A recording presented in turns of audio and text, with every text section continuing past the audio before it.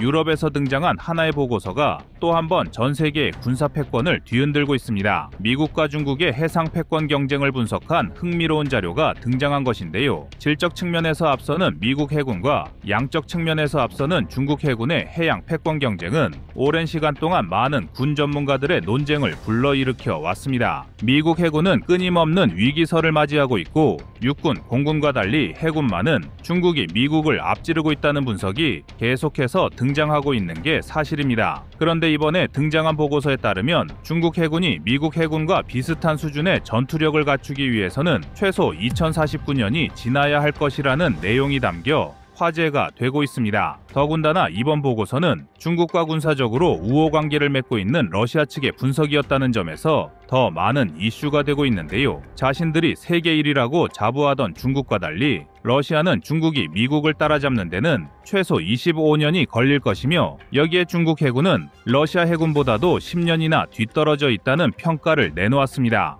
혹자는 이러한 평가를 두고 당연한 결과라고 이야기할 수 있지만 최근 돌아가는 판세를 면밀히 살펴보면 매우 중요한 분석을 담고 있습니다. 중국이 허황된 스펙을 내세우며 자신들의 군사력을 뻥튀기 하는 것이 하루 이틀의 일은 아니지만 해군 분야는 중국이 급격하게 성장하고 있는 분야이기 때문에 이번 분석을 조금 더 자세히 들여다볼 필요가 있습니다. 그래서 준비했습니다. 오늘은 중국 해군이 향후 25년 동안 미국 해군을 이길 수 없는 이유에 대해 자세히 알려드리겠습니다.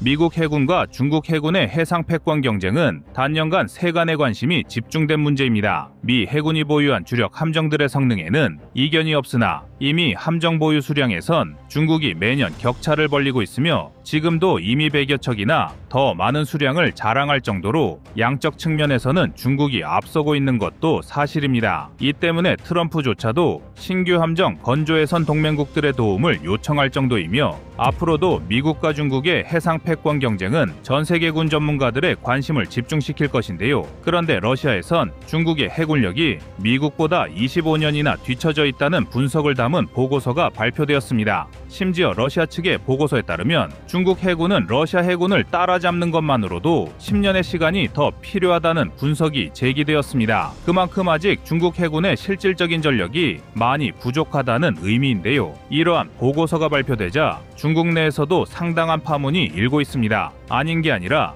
미국을 필두로 자유진영의 군사 전문가들이 발표한 분석이 아니라 중국과 군사적으로 우호 관계를 형성하고 있는 러시아에서 중국 해군의 전력이 미국보다 25년이나 뒤처져 있다는 분석을 내놓았으니 중국 국민들이 받는 충격이 꽤나 큰 모양새입니다. 중국 해군이 미국 해군을 뛰어넘기 어려운 이유 중 하나는 항공모함 전력입니다. 미국은 도합 11개의 항모전단을 보유하고 있으며 이 중 서너 척의 항공모함을 교대로 상시작전에 투입하고 있습니다. 반면 중국은 현재까지 불과 3척의 항공모함을 보유하고 있어 모든 항공모함을 총동원해야만 간신히 미국이 평시에 운용하는 항모전단과 대등한 수준의 항모전단을 운용할 수 있습니다. 만약 미국이 작전 대기 또는 유지, 보수를 위해 회항한 항공모함까지 일시에 투입한다면 현재로선 중국 해군이 미국의 항모전단을 상대할 수 있는 전력은 없습니다. 중국이 최근 몇 년간 함정 건조량을 최대한 증가하며 함정 보유량에서 미국을 한참 추월하긴 했지만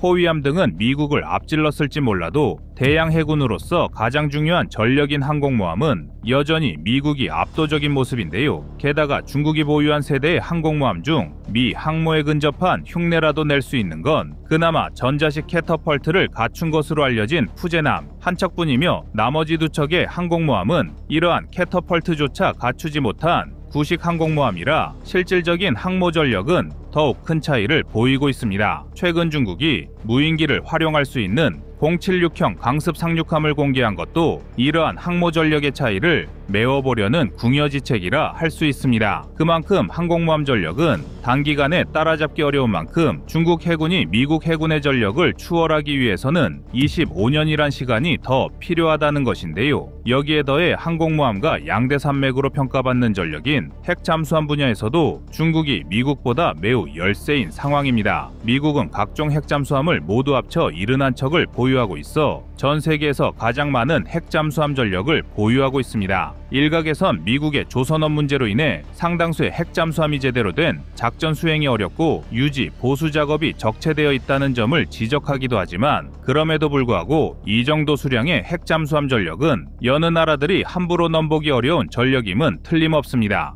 하지만 중국은 아직 공격형 잠수함의 상당수는 디젤 잠수함에 의존하고 있으며 공구사형 잠수함 등 일부 전략 핵잠수함을 보유하고 있지만 그나마 보유한 핵잠수함은 미국보다 질적 측면에서 부족하다는 평가를 계속해서 받고 있습니다. 중국이 보유한 핵잠수함은 소음 감소 측면에서 기술적으로 미숙한 부분이 많아 이미 많은 곳에서 망신을 당한 사례가 있으며 미국보다 대잠전 역량이 떨어지는 나라들조차 탐지하는 핵잠수함을 천하의 미 해군이 탐지하지 못할 리 없는데요. 결국 중국 해군이 구축함, 호위함 등을 대량으로 건조하며 일부 해군 전력이 미국을 앞지르는 것처럼 보여왔지만 현대 해전에서 가장 중요한 전략 자산으로 손꼽히는 항공모함과 핵잠수함 전력에서 명백히 미국보다 한 수 아래인 이상 중국 해군이 미국을 뛰어넘는 것은 매우 어려운 일입니다. 게다가 해외 보고서에서 지적한 중국 해군의 단점은 여기서 끝이 아닙니다. 핵잠수함 전력에서도 중국이 열세지만 이에 대응할 수 있는 대잠전 체계도 중국이 미국을 따라잡기엔 역부족이란 지적인데요.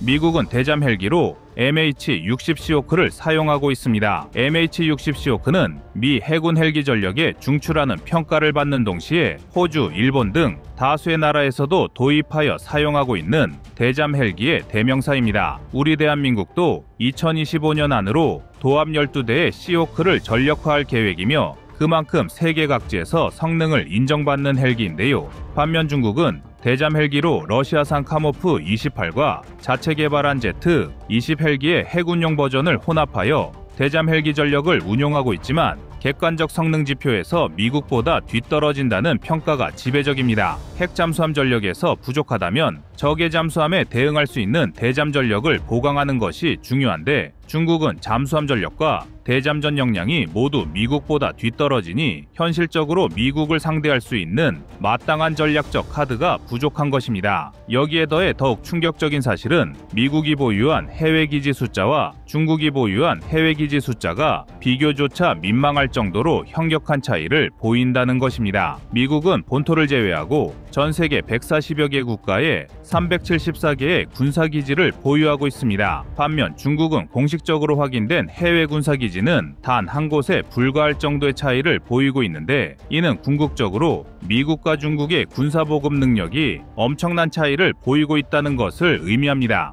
전쟁에서 보급 능력은 그 어떤 작전 요소보다도 훨씬 더 중요합니다. 아무리 좋은 무기를 많이 가지고 있어도 그걸 제대로 활용할 수 있도록 지원하는 보급 체계가 없다면 전쟁에서 승리할 수 없는데요. 중국이 미국보다 더 많은 함정을 보유하고 있다고 하더라도 그 함대들이 정박하고 보급을 받을 수 있는 해외 기지가 없다는 것은 결국 미국과의 해상 패권 경쟁에서 승리하기 어렵다는 뜻입니다. 반대로 미국은 전 세계 어디에서든 자국의 함대가 보급을 받을 수 있는 기지를 구축하고 있기 때문에 설령 중국 함대와의 군사 충돌로 일부 전력에 손실이 발생하더라도 이를 신속하게 보강하고 다음 작전을 준비할 수 있어 적에 대한 대응 역량을 더욱 효율적으로 유지할 수 있다는 전략적 강점을 보유하고 있습니다. 이처럼 해외군 전문가들은 중국 해군이 표면적인 몸집을 늘리는 데는 성공했을지 몰라도 전략 자산과 전체적인 군 시스템 측면에서 여전히 미국보다 한참 부족하다는 분석을 내놓았습니다.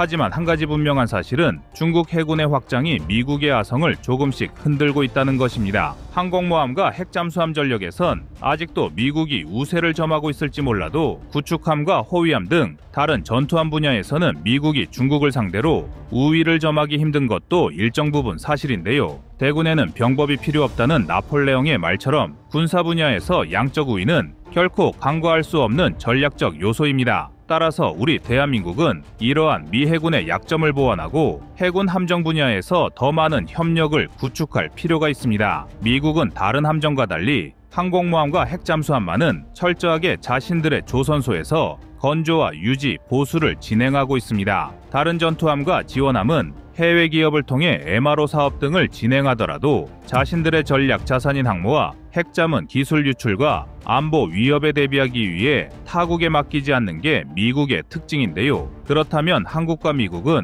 중국이란 공동의 적을 상대하기 위해 나머지 함정 건조에 있어 철저한 협력 관계를 구축하는 것이 중요합니다. 미국은 그나마 얼마 남지 않은 조선업 역량을 자신들의 장기인 항공모함과 핵잠수함 건조에만 철저하게 집중하고 구축함과 호위함 등은 뛰어난 조선 역량을 보유한 한국이 전담하는 방식으로 분업화를 이룬다면 중국 해군의 팽창을 더욱 효과적으로 견제할 수 있습니다. 한국은 이미 만재배수량 4,200톤의 충남급 호위함과 만재배수량 12,000톤의 정조대왕함을 자체적으로 건조하며 항공모함을 제외한 다른 함정 분야에서는 세계 최고의 기술력을 보유하고 있습니다. 이러한 함정 건조 능력은 중국보다 조선 역량이 뒤떨어지는 미국에게 없어서는 안 될 중요한 전략적 카드가 될 수 있으며 한미동맹의 연결고리를 더욱 탄탄하게 만들 것입니다.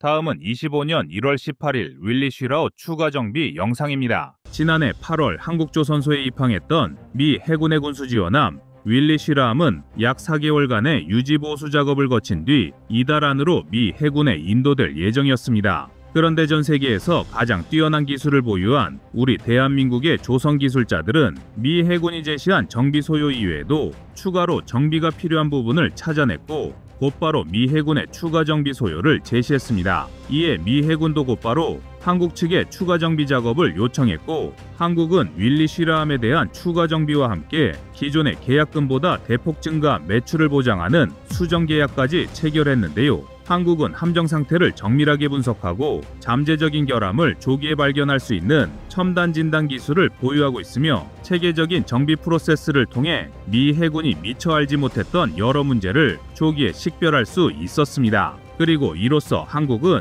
미 해군의 첫 번째 MRO 요청을 성공적으로 진행했을 뿐만 아니라 기존보다 더 큰 경제적 이익을 창출하는 데 성공했습니다. 미 해군이 한국의 추가 수리 제안을 전적으로 믿고 정비 계약을 변경했다는 것은 양국의 신뢰도 향상과 한국의 경제적 이익 증대 측면에서 매우 큰 의미를 가진다고 할 수 있습니다. 게다가 한국은 곧 미 해군의 두 번째 MRO 요청으로 미군의 급유함인 6호함에 대한 정비 작업도 본격적으로 진행될 예정입니다.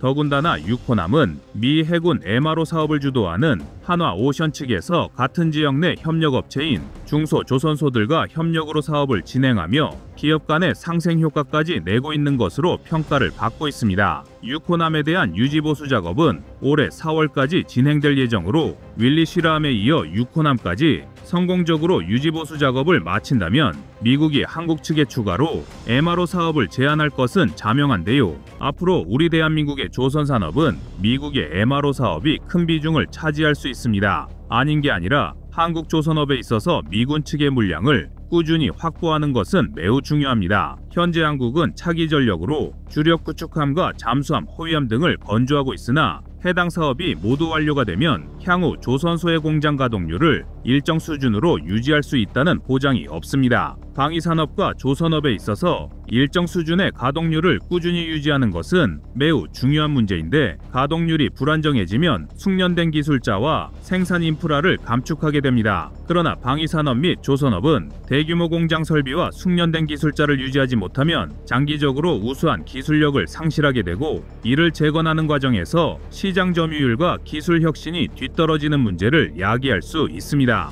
따라서 한국 조선업체들의 공장 가동률을 꾸준히 유지하는 것은 향후 우리 대한민국이 다른 함정을 건조하고 개발할 수 있는 역량을 유지하기 위해 반드시 필요한 요소이며 미 해군의 MRO 사업을 지속해서 수주하는 것은 경제적 이익을 넘어 대한민국 안보에도 많은 영향을 미칠 수 있습니다. 한 가지 다행스러운 점은 현재 미국의 동맹국 중에서 이러한 MRO 사업을 진행할 수 있는 나라는 한국이 유일하다는 점입니다. 2024년 영국이 발표한 통계에 따르면 미국은 조선업계에서 세계 20위권 밖에 위치하고 있습니다. 미국은 1년 동안 이지스 구축함을 고작 1.6척에서 1.8척 정도만 건조하고 있지만 한국은 1년에 최대 3척 이상을 건조할 수 있어 거의 2배의 생산 역량 차이가 나고 있는데요. 게다가 생산 단가는 오히려 한국이 미국의 절반에 불과하니 미국 측의 조선 기술력은 한국을 상대로 나은 점이 단 하나도 없는 상황입니다. 더욱 충격적인 것은 한국의 대표적인 조선업체인 HD현대중공업의 선박 건조 능력이 지난해 미국의 전체 선박 건조량보다 4배 이상 높은 수치를 기록하고 있다는 것입니다. 미국 전체가 단 하나의 한국조선소보다 25%에 불과한 건조 능력을 가지고 있다는 점은 미국의 조선 역량이 지하까지 추락했다는 것을 보여주는데요. 오죽하면 월스트리트 저널 등의 미국 매체는 한국의 정조대왕함을 주목하며 미국보다 비용은 절반에 불과한데 건조 기간은 3분의 1에 불과하다며 부러움을 드러내기도 했습니다. 이 밖에도 다른 함정의 건조 속도와 현황을 비교해보면 미국의 조선업 실태가 매우 심각하다는 것을 손쉽게 알 수 있습니다. 현재 미국이 차기 전략 핵잠수함으로 건조하고 있는 컬럼비아급 잠수함은 12에서 16개월이나 건조 일정이 지연되었으며 버지니아급 잠수함 블록포는 건조 일정이 무려 36개월이나 지연되는 심각한 문제를 일으켰습니다. 무기 제작 과정에서 일정이 지연되는 경우가 없는 것은 아니지만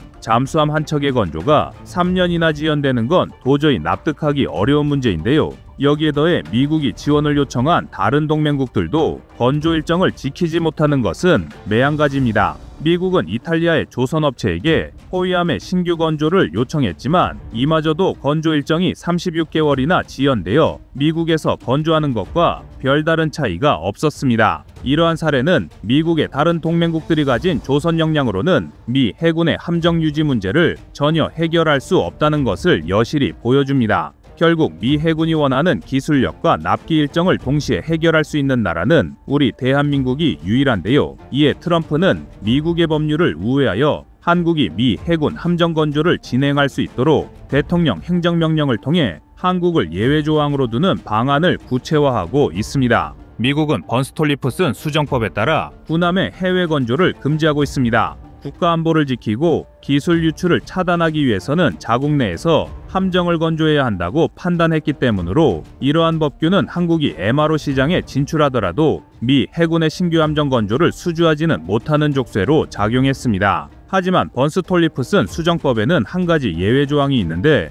국가안보와 관련하여 긴급 상황이 발생하거나 기술적 이유가 있을 때는 해외 건조를 허용할 수 있게 되어 있습니다. 트럼프는 미국의 조선업 역량이 일정 수준으로 회복되기 전까지는 이러한 예외 조항을 이용하여 다른 나라의 함정 입찰을 진행하겠다는 뜻을 밝혔으며 한국에 대해서는 예외 조항의 범위를 정하기 위해 한화오션과 HD현대중공업의 함정 건조 가능 분야, 가용 인력, 선박 건조장 등의 현황을 조사하고 있는데요. 관련 분야의 전문가들은 한국이 미 해군의 핵심 전략 자산인 항공모함과 핵잠수함을 제외한 구축함, 호위함 등의 함정을 수주할 수 있을 것으로 전망하고 있습니다. 그리고 한국이 미국의 신규 함정 건조까지 참여하게 된다면 한국의 경제적 이익은 천문학적으로 상승할 수 있습니다. 통상적으로 미 해군의 MRO 시장은 연간 약 20조 원 수준의 규모를 형성하고 있는 것으로 추산되지만 신규 함정 건조까지 참여하게 되면 최대 350조 원으로 시장 규모가 확대될 수 있습니다.